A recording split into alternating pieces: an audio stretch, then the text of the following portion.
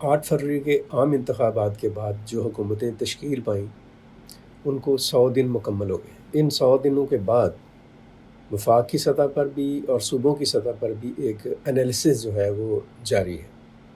पंजाब हुकूमत तो दावा कर रही है कि उसने बहुत सारे काम किए हैं और इसमें शक भी नहीं है कि वज़ीर आला मरीम नवाज़ शरीफ जो है वो बड़ी एक्टिव रही हैं पूरे 100 दिन।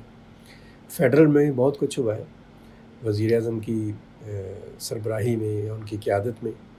लेकिन मैं ये समझता हूँ कि ये जो 100 दिन की कारकर्दगी है इस पर किसी भी दूसरे के एनालिसिस से ज़्यादा अच्छा और बेहतर ये होगा कि मुंतखब हुकूमतें अपनी कारकर्दगी का क्रिटिकल जायज़ा लें और अपनी उन ख़ामियों पर ध्यान दें जो आगे जाकर उनकी हुकूमतों की कारकर्दगी को मुतासर कर सकती हैं, ख़राब कर सकती हैं। और 100 दिन के बाद अगर अपना एनालिसिस कर लिया जाए और अपनी ख़ामियों से सीख लिया जाए तो अगले 100 दिन जो है उनमें ज़्यादा अच्छी और बेहतर कारकर्दगी दिखाई जा सकती है। शुक्रिया।